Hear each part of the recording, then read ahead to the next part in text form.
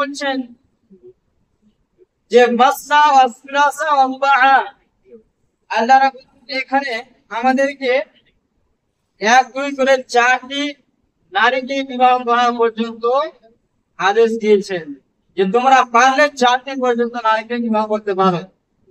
প্রথমে কিন্তু আল্লাহ রাব্বুল আলামিন দুটি কথা বলেছে, যে ফানকিহু মা তাবা লাকুম মিনান নিসা, তোমরা নারীদেরকে পছন্দ করে বিবাহ করো। এরপরে আল্লাহ প্রথমে বলেছে যে মাসনা, তোমরা 2টি বিবাহ করো। এরপরে বলছে ওয়া সুলাসা, 3টি বিবাহ করো। আর যদি পারো ওয়া রুবাআ, 4টিও বিবাহ করতে পারো। তবে আল্লাহ রাব্বুল আলামিন পরবর্তীতে বলছেন ওয়া ইন খিফতুম আল্লা তা'দিলু, যদি ইনসাফ করতে না পারো ফাওয়াহিদাতান, একটি বিবাহ। প্রথমে আল্লাহ 2টির আদেশ করলেন, এরপরে 3টি, এরপরে 4টি। তাহলে 4টি উপরে আর বিবাহ করা যাবে না।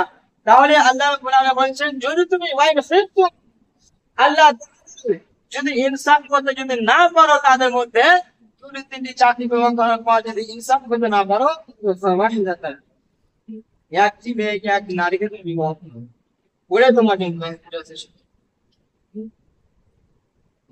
আজকে দেখা যায় যে ছেলে একজন মেয়েকে পছন্দ করছে আর বাবা বলছে না মেয়ের সাথে তোমার বিবাহ দেওয়া যাবে না। যখন তাদের এইভাবে যখন ঝামেলা বেঁধে যায়, ছেলে বলছে একটা, বাবা বলছে একটা, বাড়ির পরিবারের সদস্যরা বলছে আরেকটা, জোর করে নিলে কাউর সাথে বিবাহ দিয়ে দেওয়া হয়, তাহলে দেখবেন কিছু পরে ছেলের বউর সাথে তার কোনো ভালো সম্পর্ক নেই, তাদের মধ্যে যে একটা ভালোবাসা থাকে সেটা নাই। তো আল্লাহ রাব্বুল আলামিন ছেলেদেরকে, যুবকদেরকে এখানে আদেশ করে বলছেন যে ফানকিহু, হেড করে দাও, তোমরা তোমাদের পছন্দ মতো মেয়েদেরকে বিবাহ করো। বাবা দেখছে যে আমার ছেলেদের বিবাহ দিব একটু ভালো বড় বাড়ি দেখে, যাতে কিছু জায়গা জমি পাওয়া যায়, কিছু টাকা পাওয়া যায়, কিছু ভালো জেহেজ পাওয়া যায়। আর ছেলে বলছে না, আমি এমন একটি মেয়েকে ভালোবাসি বা এমন একটি মেয়েকে বিবাহ করতে চাই যেটা যার মধ্যে দিনদারি থাকে, যার মধ্যে ভালো একটি ব্যবহার থাকে। কিন্তু কোনো ক্ষেত্রে দেখা যায় যে বাবারা এই ব্যাপারে কিন্তু নাকচ করে থাকে, যে ছেলে যে মেয়েকে পছন্দ করে বাবা কিন্তু তার উল্টা চলে। তো আল্লাহ রাব্বুল আলামিন এখানে আদেশ করেছেন যুবকদেরকে, তোমাদের পছন্দ মতো মেয়েদেরকে তোমরা বিবাহ করো। এবার রাসূল সাল্লাল্লাহু আলাইহি ওয়াসাল্লাম বলছেন যে তোমরা বিবাহ করার সময় যে মেয়েকে তুমি বিবাহ করবে সেই মেয়ের দিকে তুমি 4টি জিনিস দেখো,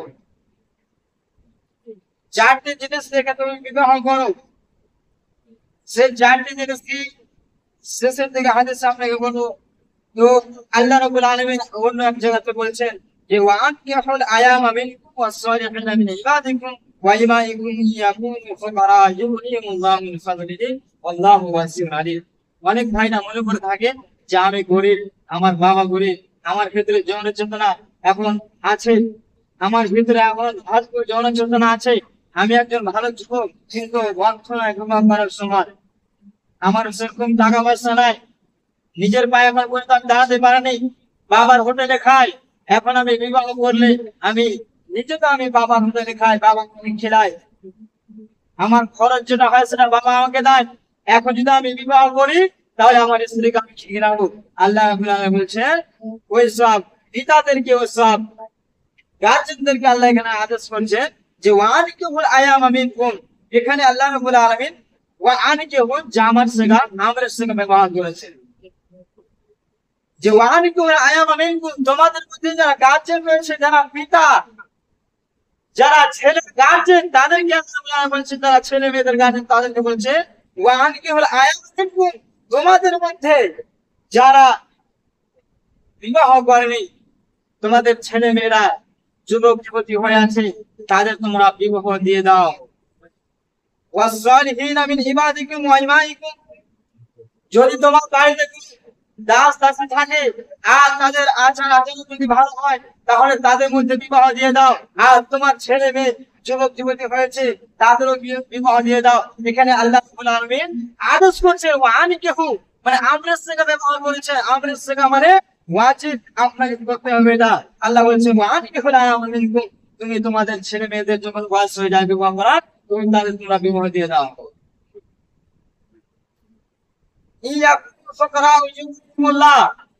তাদেরকে আমি যদি তারা গরিব থাকে, আল্লাহ বলছেন যদি তাদের মধ্যে গুরবাদ থাকে, তাহলে আমি তাদেরকে ধনী করে দেবো। আমি তাদের বিবাহের পরে তাদের সংসার আমি বরকত দিয়ে দেবো। আল্লাহ কথা বলছেন যে আমি তাদের মধ্যে বরকত দিয়ে দেবো, আমি তাদের মধ্যে বরকত বাড়িয়ে দেবো, তাদের মালধনে আমি টাকা পয়সা আমি বরকত বাড়িয়ে দেবো।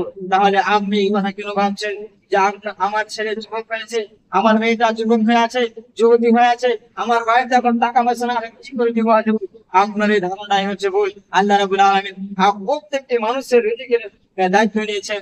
আর এই কথা আল্লাহ রাব্বুল আলামিন বলে দিচ্ছেন যে ফুকারা ইউরিদুনা ওয়াজহাহি, যদি কোনো মানুষ যদি কারণে যদি বিবাহ করতে না চায়, আর সে যদি কোনো খাত দিকে ধাবিত হয়, তাহলে এর জন্য কিন্তু তার পিতাও কিন্তু গুনার মধ্যে পড়ে যাবে।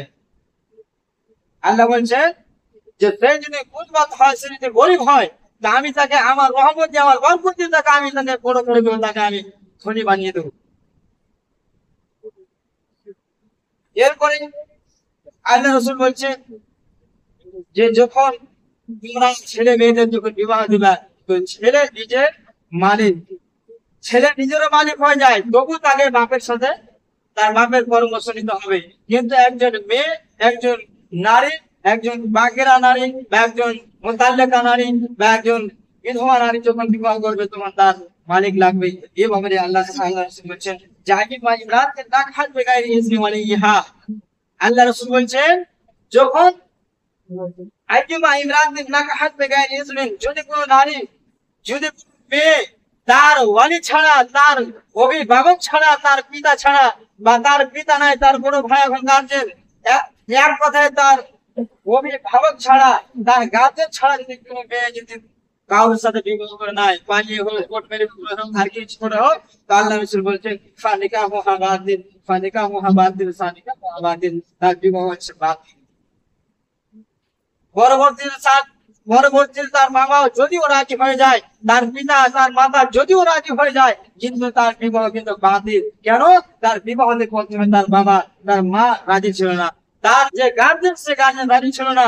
তার গার্জেনকে না জানে, তার অভিভাবককে না জানে, তার অনুমতি না নিয়ে সে বিবাহ করেছে, অতএব তার বিবাহ সম্পূর্ণটা হচ্ছে বাতিল। আর তার পেট থেকে যত ছেলে মেয়ের সন্তান হবে, সেগুলো সব হচ্ছে জাদুর সন্তান, সন্তানের জাদুর সন্তান। আল্লাহ রাসূল এই কথা বলছেন যে যারা বিনা ওয়ালি ছাড়া যারা বিবাহ করবে, তাদের নিকাহটা হচ্ছে বাতিল।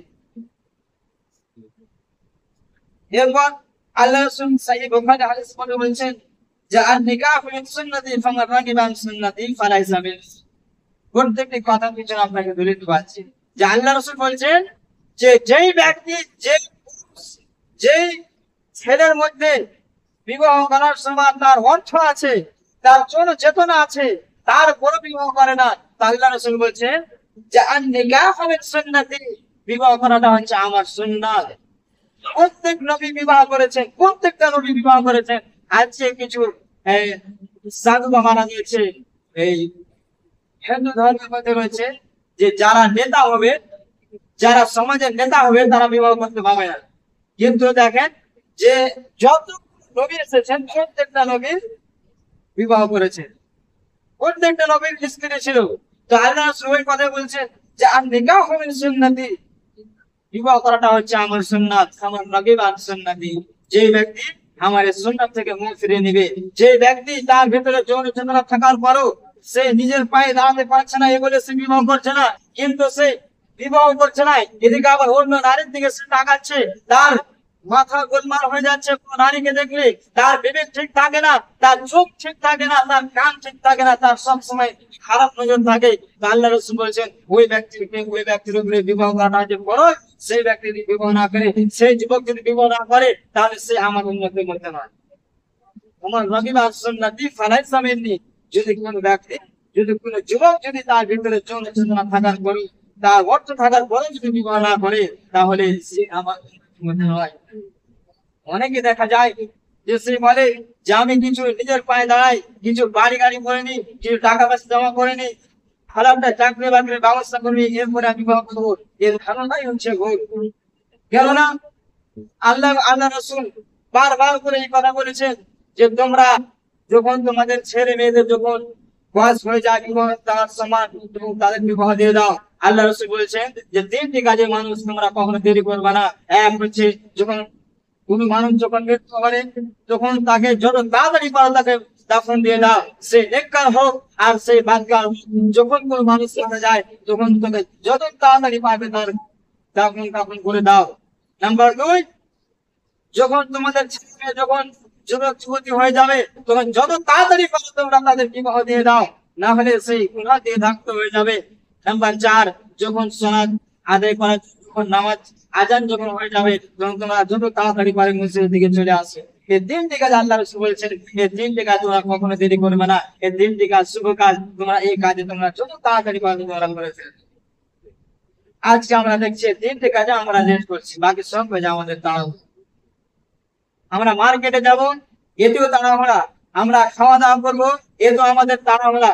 প্রত্যেকটা ক্ষেত্রে আমরা খুব আঁকাবাঁকা তাড়াহুড়া করি, কিন্তু যখন আমাদের ছেলে মেয়েরা মনে হয় এই একটা চাকরি বাকরি করবো, নিজের পায়ে দাঁড়ায়, তারপরে বিবাহ দেবো। আর সেই যে দল ধরে গুণা করছে, আপনি জানেন তার খবর নিচ্ছেন? ও যে গুণা করছে তার 50% গুণা আপনাকে ভোগ করতে হবে, আপনি দিতা। তাহলে এই 3টি ক্ষেত্রে আপনাকে যত পারবেন তাড়াতাড়ি করবেন। একটি হচ্ছে সালাত, আর একটি হচ্ছে ছেলে মেয়ে যখন যুবক যুবতী হয়ে যাবে তখন তাদের বিবাহ দিয়ে দাও, আর একটি হচ্ছে যখন কোন মানুষ মৃত্যু হবে তখন তার যত তাড়াতাড়ি পারবেন দাফন করে দাও। আল্লাহ রাসূল আরো বলেন ইজা তাযাওয়াজা আব্দু ফাকাদ ইসতাকমালা নিসফাদ্দিন। আল্লাহ রাসূল বলছেন যে ইজা তাযাওয়াজা আব্দু, যখন কোন বান্দা যখন কোন যুবক বিবাহ করে তো আল্লাহ রাসূল বলছেন ফাকাদ ইসতাকমালা নিসফাদ্দিন, সে যেন অর্ধেক দিনকে অর্ধেক ঈমানকে পুরা করে নিল। আমরা তো নেকি করতে পারি না, আমরা যুবকরা সালাত আদায় করি না, নেকি তো করতে পারি না। এখানে আমরা এই কাজটা অন্তত করতে পারবো যে আল্লাহ রাসূল বলছেন ইজা তাযাওয়াজা আব্দু ফাকাদ ইসতাকমালা নিসফাদ্দিন, যখন কোন পুরুষ বিবাহ করলো তো সে যেন অর্ধেকটা দিনকে পুরা করে নিল। আর বাকিরা দিন ফালইয়াত্তাকিল্লাহা ফি নিসফিল বাকি। এবার আল্লাহ রাসূল বলেছেন আর বাকি দিনটা, বাকি অর্ধেক ঈমানটা তাকে আল্লাহর ইবাদত করে অর্ধেক ঈমানটা পুরা করতে হবে। তাহলে এখানে আরেকটি কথা যে আমাদের মধ্যে হয়তো না, কিন্তু হানফি মাযহাবের মধ্যে রয়েছে যে যতক্ষণ কোন একজন যুবকের বিবাহ না হবে তাকে নামাজ পড়াতে দিবে না। কেন? যে তার ঈমান পুরা হয়নি। তারা এই ব্যাপারে তারা খুব মানে যে কোন যুবকের যতক্ষণ পর্যন্ত বিবাহ না হবে সে যত হাফেজ কারে হোক তাকে তার আগে দিকে সহজে যেতে দিবে না। কেন? তার ঈমান এখনো আগুন রয়েছে, সে এখন পর্যন্ত দিনকে মোকাবিলা করতে পারেনি। আর ওই কথা আল্লাহ রাসূল বলছেন যে যখন কোন মানুষ বিবাহ করলো সে যেন অর্ধেক ঈমানকে পুরো করে নিল, আর বাকি পুরা করবে, বাকি অর্ধেক ঈমান কি দিয়ে পুরা করবে? সেই আল্লাহর ইবাদত করে পুরা করবে, নামাজ পড়বে, রোজা করবে, হজ যাকাত ইত্যাদি ইবাদত করে অর্ধেক ঈমানকে পুরা করে এবার সে গোটা দিনটাকে গোটা ঈমানটাকে পুরা করবে। এবার বিবাহ করার উদ্দেশ্য এটা হয়ে গেল। এবার বিবাহ করার ফায়দা কি? বিবাহ করলে কি ফায়দা হয় এ ব্যাপারে আল্লাহ রাসূল বলছেন যে নিকাহ, আল্লাহ সুবহানাহু ওয়া তাআলা বলছেন ওয়াল্লাযী খালাকাকুম মিন নাফসিন ওয়াহিদাতিন ওয়া জাআলা মিনহা যাওজাহা লিয়াসকুনা ইলাইহা। এখানে আল্লাহ রাব্বুল আলামিন বলছেন যে আমি একজন মেয়ের মধ্যে এমন একটি জিনিসকে আমি লুকাইতে রেখেছি যা তার স্বামী ভালো বুঝে। একজন স্বামীকে একজন নারীর জীবন থেকে বেশি ভালো বুঝতে পারবে যে তাকে কোন সময় আমি তার মাথাটাকে ঠান্ডা করতে পারবো। আর একজন পুরুষকে সন্তুষ্ট করার জন্য সব থেকে বড় জিনিস যেটা সেটা হচ্ছে স্ত্রী, সেটা হচ্ছে নারী জান। এখানে আল্লাহ বলছেন যে ওয়াল্লাযী খালাকাকুম মিন নাফসিন ওয়াহিদাতিন, আল্লাহ হচ্ছেন সেই আল্লাহকে, আল্লাহ বলছেন যে আল্লাহ যিনি খালাকাকুম মিন নাফসিন ওয়াহিদা, যিনি তোমাদেরকে একটা নফস থেকে সৃষ্টি করেছেন। একটা নফস বলতে আদম আলাইহিস সালামকে আল্লাহ মাটি থেকে সর্বপ্রথমে সৃষ্টি করলেন। এরপরে আদম আলাইহিস সালামের হাড়ি থেকে হাওয়া আলাইহিস সালামকে সৃষ্টি করলেন। তাহলে আদম এবং হাওয়া দুইজনই কিন্তু মায়ের পেট থেকে হয়নি। কি বুঝতে পারলেন? আদম আলাইহিস সালাম আর হাওয়া আলাইহিস সালাম দুইজনই কিন্তু মায়ের পেট থেকে হয়নি। আদম আলাইহিস সালামকে আল্লাহ মাটির পুতুল বানিয়ে তাকে বানালেন, তার ভিতরে গোবর দিলেন, আর তার ভিতরে হাড়ি থেকে হাওয়া আলাইহিস সালামকে জন্ম সৃষ্টি করলেন। তো ওই কথা বলছে আল্লাহ রাব্বুল আলামিন যে ওয়াল্লাযী খালাকাকুম মিন নাফসিন ওয়াহিদাতিন, আল্লাহ রাব্বুল আলামিন তোমাদেরকে একটা নফস থেকে তোমাদেরকে সৃষ্টি করেছেন, ওয়া জাআলা মিনহা যাওজাহা, আর সেই নফসের ভিতর থেকে তোমাদের স্ত্রীকে বানিয়েছে। অর্থাৎ নফস বলতে আদম আলাইহিস সালামের নফস থেকে, তার হাড়ি থেকে স্ত্রীকে বানিয়েছে। কেন বানিয়েছে? লিয়াসকুনা ইলাইহা, যাতে তার কাছ থেকে শান্তি হাসিল করতে পারেন। স্ত্রীদেরকে আল্লাহ নারী জাতিদেরকে কেন বানাচ্ছে? যে পুরুষ জাতিরা তাদের কাছ থেকে শান্তি হাসিল করবে। আদম আলাইহিস সালামকে আল্লাহ জান্নাতে রেখেছেন, জান্নাতে থাকার পরেও তার আল্লাহ রাব্বুল আলামিন বলেন, আল্লাহ রাব্বুল আলামিন বলেন যে আদম যখন চূড়া বানালেন তাহলে তার উদাসীনতা ভালো হবে, তখন তার হাড়ি থেকে হাওয়া আলাইহিস সালামকে বানালেন। তাহলে আল্লাহ রাব্বুল আলামিন যদি একজন পুরুষের ভিতরে যৌন চেতনা না রাখতেন, একজন মেয়ের ভিতরে যদি যৌন চেতনা না রাখতেন, তাহলে কিন্তু কেউ কাউকে ভালোবাসতে পারত না। আল্লাহ রাব্বুল আলামিন হাওয়া আদম আলাইহিস সালামকে বানার পরে দুইজনের ভিতরে যৌন চেতনা রেখে দিলেন, আর এবার দুইজন আপসে তারা মহব্বত করতে লাগলেন। তাহলে একজন যুবকের ভিতরে যদি, একজন পুরুষের ভিতরে যদি আল্লাহ রাব্বুল আলামিন যৌন চেতনা না রাখতেন, তাহলে কিন্তু নারীরা কখনোই পুরুষরূপে আকৃষ্ট হতো না, তাদের সাথে মহব্বত করতে চাইতো না। এবং মেয়েদের ভিতরে যদি আল্লাহ রাব্বুল আলামিন যদি যৌন চেতনা না রাখতেন, তাহলেও কিন্তু ছেলেরা মেয়েদেরকে ভালোবাসতে পারতো না, তাকে আদর করতে পারতো না, তাকে পছন্দ করতো। তাহলে দুইজনকে আল্লাহ রাব্বুল আলামিন বানিয়েছে কিসের জন্য? যে নারীর কাছ থেকে পুরুষরা কি করবে? শান্তি হাসিল করবে, তার কাছ থেকে তার মাথাটা ঠান্ডা করবে। আল্লাহ বলেন ওমিন আয়াতিহি আন খালাকা লাকুম মিন আনফুসিকুম আজওয়াজান লিতাসকুনু ইলাইহা। আল্লাহ রাব্বুল আলামিনের পৃথিবীতে অনেকগুলো নিদর্শন রয়েছে, অনেকগুলো মিসাল রয়েছে। তার মধ্যে এটা একটা যে আল্লাহ বলছেন যে আন খালাকা লাকুম মিন আনফুসিকুম আজওয়াজান, ওই কথা বলছে রাব্বুল আলামিন যে তোমাদের নফস থেকে আমি তোমাদের স্ত্রীকে বানিয়েছি, তোমাদের নফস থেকে, তোমাদের মধ্য থেকে আমি তোমাদের স্ত্রীদেরকে বানিয়েছি। ওদের তার সাথে ভালো ব্যবহার করে, তাকে ভালোবাসো। স্ত্রী হচ্ছে ভালোবাসার জিনিস, তার সাথে ভালো ব্যবহার করো। তোমার কাছ থেকে তাকে বানিয়েছি, তোমার হাতে থেকে। অতএব তার সাথে তুমি ভালো আচরণ, ভালো ব্যবহার করো। আর একটা হাদিস আল্লাহ রাসূল বলছে যে যারা বিবাহ করতে ভয় পায় তাদেরকে আল্লাহ রাসূল বলছেন, খুব একটা সুন্দর একটা হাদিস আল্লাহ রাসূল বলছেন। আল্লাহ রাসূল বলছে যে সালাসুন হাক্কুন আলাল্লাহি আলাইহি, এখানে আল্লাহ রাসূল একটা সুন্দর কথা লিখেছেন যে সালাসুন হাক্কুন আলাল্লাহি আলাইহি, তিন শ্রেণীর মানুষের উপরে আল্লাহর পক্ষ থেকে মদদ করাটা ফরজ, ওয়াজিব হয়ে যায়। তিন শ্রেণীর মানুষের উপরে আল্লাহ মদদ করবে, তিন শ্রেণীর মানুষকে আল্লাহ মদদ করবে। তার মধ্যে এক নম্বর হচ্ছে আল মুজাহিদু ফি সাবিলিল্লাহ। সহিহ হাদিস, আল্লাহ রাসূল বলেছেন যে তিন শ্রেণীর মানুষের প্রতি আল্লাহর পক্ষ থেকে মদদ করাটা ফরজ হয়ে যায়, ওয়াজিব হয়ে যায়। তার মধ্যে এক নম্বর হচ্ছে আল মুজাহিদু ফি সাবিলিল্লাহ, যে ব্যক্তি আল্লাহর রাস্তায়, আল্লাহর দ্বীনকে বাঁচাবার জন্য, আল্লাহর দ্বীনকে বাঁচাবার জন্য, দ্বীন ইসলামকে কায়েম রাখার জন্য যে ব্যক্তি আল্লাহর রাস্তায় বের হয়ে গেল, আল্লাহ রাব্বুল আলামিন তার মদদ করবে, তার মদদ করার জন্য আল্লাহর উপরে ওয়াজিব হয়ে যায়। দুই নাম্বার ওয়াল মুকাতিবাতুল্লাযী ইউরিদুল আদাব, দুই নম্বরে হচ্ছে যে গোলাম, যে গোলাম তার মালিকের বাড়িতে বেশ 5 বছর 10 বছর ধরে আছে, আর এবার সেই গোলাম, সে দাস তার মালিককে বলছে যে আমি 2 মাস পর বা 4 মাস 6 মাস পর তোমাকে এত টাকা দেবো, তুমি আমাকে আজাদ করে দিও। আর সে যদি, তার মালিক যদি তার ওই কথার উপরে রাজি হয়ে যায়, তো আল্লাহ রাব্বুল আলামিন ওই গোলামের উপরে মদদ করাটাকে ফরজ হয়ে যায়। আল্লাহ ওই গোলামের মদদ করবেই করবে, আল্লাহর উপরে এটা ফরজ হয়ে যায় যে তার মদদ করবে। তবে এখন গোলামের সিস্টেমটা বন্ধ হয়ে গেছে।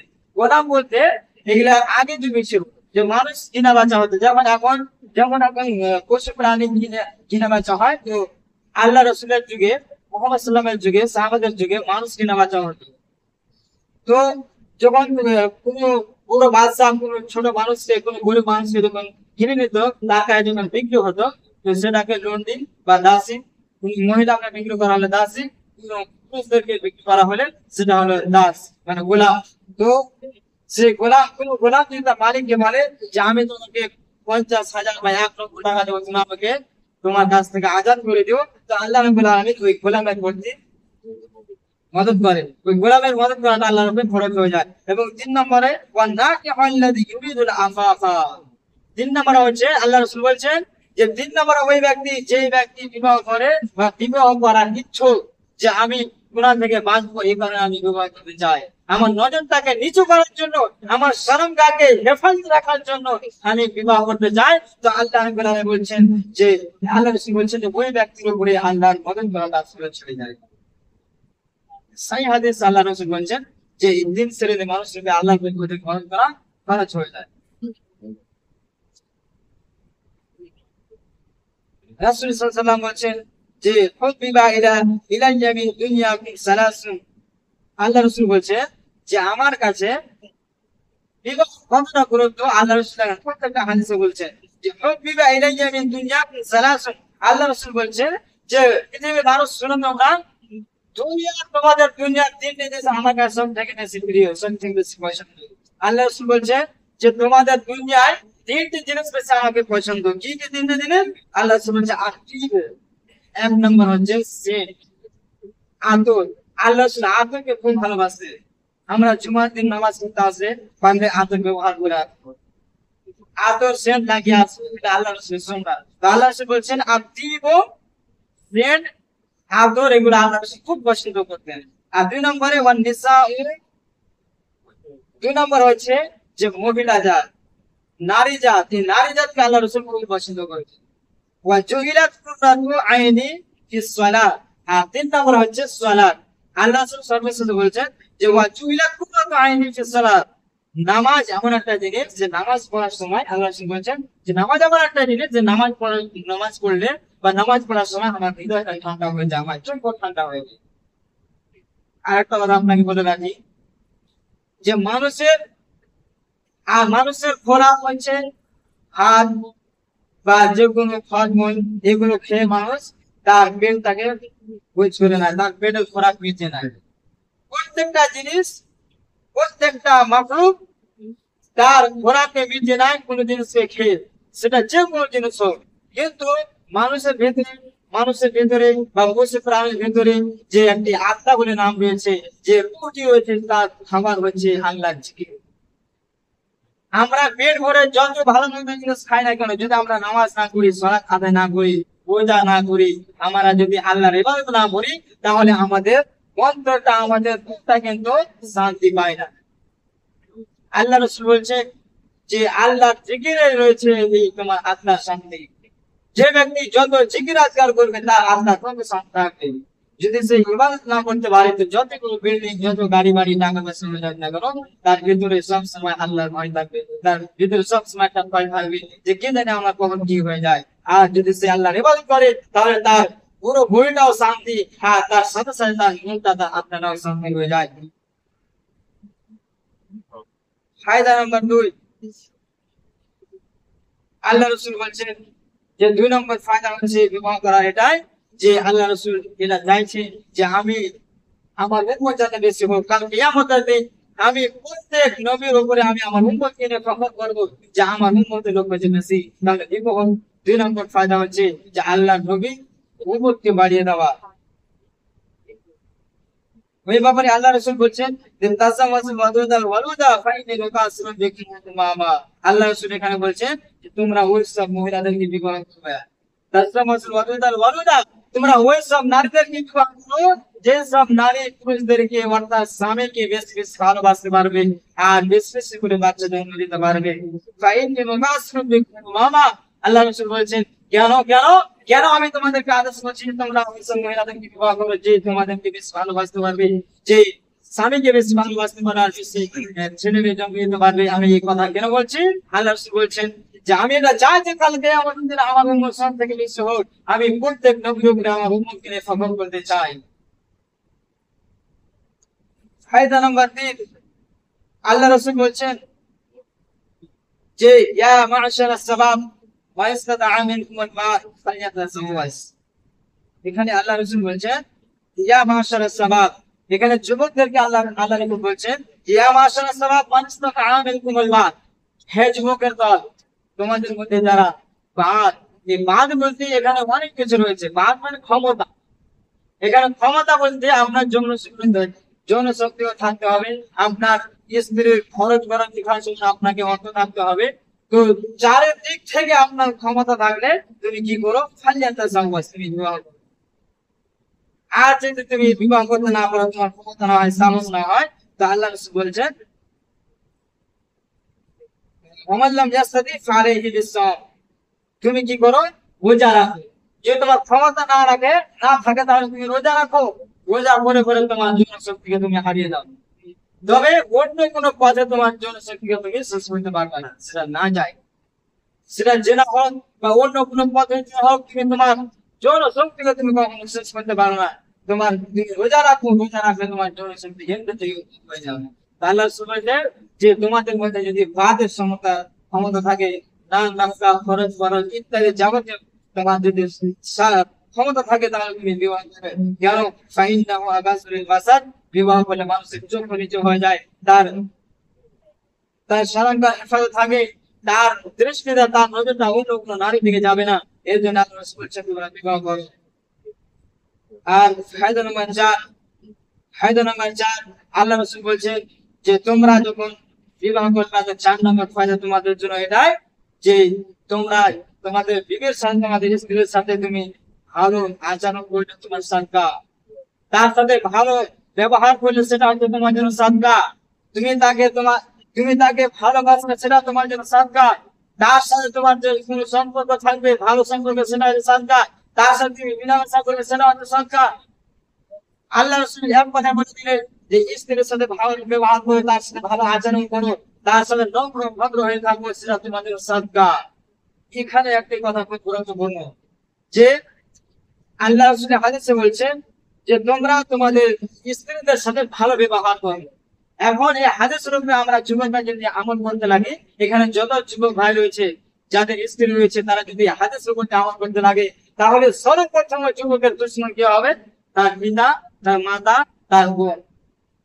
কেন, একজন মেয়ের তার থেকে বড় দুশমন হচ্ছে মেয়ে।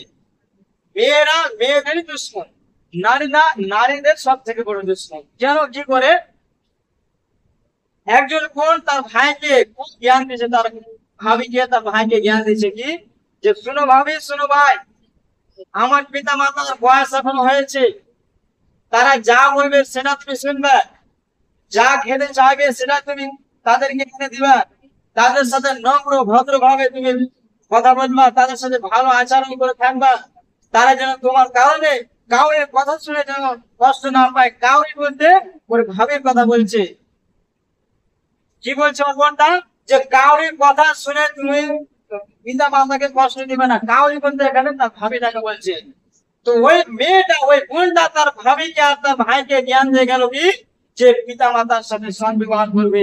আর কিছুদিন পরে তার খবর পাওয়া যাচ্ছে ওই বোনের যে তার শাশুড়ির সাথে তার কোনো সম্পর্ক হবে, তার শাশুড়ির সাথে তার শ্বশুরের সাথে তার বাড়ির সদস্যের সাথে, তার শ্বশুর বাড়ির সদস্যের সাথে তার কোনো সম্পর্ক নেই। বিশেষ করে তার শাশুড়ির সাথে তার কোনো সম্পর্ক নেই। তাকে দেখতেই পারে, তাকে খেতে 3-4 মাস থেকে তার সাথে কথাবার্তা হয় না, তাকে ভালোভাবে তার সাথে কথা বলে না। আর সে ভাইকে এসে, বোনকে এসে, ভাবিকে এসে জ্ঞান দিচ্ছে কি, যে পিতা মাতার সাথে সৎ ব্যবহার, আর তার শাশুড়িকে সে জ্বালাচ্ছে। এ হয়েছে মেয়েদের পরিচয়। আর যারা খালা মারা রয়েছে তাদেরকেও বলবো, যারা শাশুড়ি মা রয়েছে তাদেরকেও বলবো, খুব ধ্যান দিয়ে শুনবেন যে শাশুড়ি মারাও কিন্তু উল্টা পথে চলে। কেমন করে,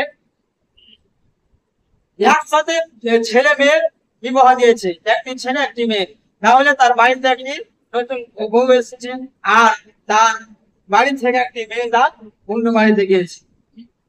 তো তার মেয়ের সাথে তার যখন জামাই যখন ভালো আচরণ করে, ভালো ব্যবহার করে, তাকে তার সাথে প্রেম মহব্বত করে, তাকে নানা রকমের জিনিস কিনে নিয়ে দেয়, কাপড় পোশাক যাবতীয় সব জিনিস যখন কিনে নিয়ে যায় তার জামাই, তার বেটিকে, সে পাড়ায় পাড়ায় বলে বেড়ায়, আমি খুব সুন্দর একটা জামাই পেয়েছি।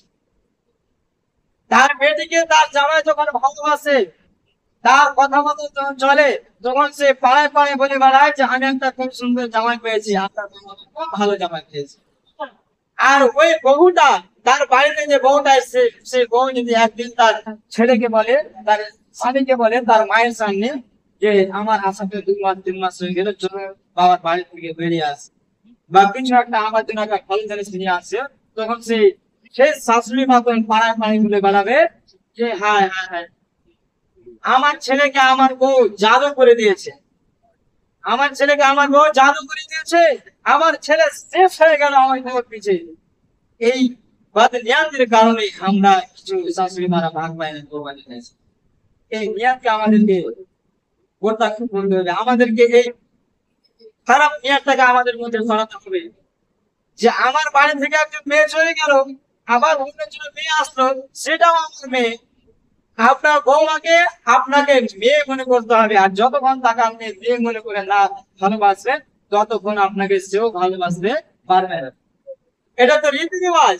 আপনার মেয়ে অন্য বাড়ি যাবে, অন্য মেয়ে আপনার বাড়িতে আসবে, তাহলে আপনার মেয়ের সাথে যখন আপনার জামাই যখন ভালো ব্যবহার করে তার মানে ভালো, আর আপনার ছেলের সাথে যখন আপনার বউ যখন কোনো ভালো ব্যবহার করে তখন আপনি পাড়ায় পাড়ায় বলে বেড়ায় যে আমার ছেলেকে আমার বউ শেষ করে দিল, আমার আমার ছেলেকে আমার বউতে জাদু করে তাকে শেষ করে দিল।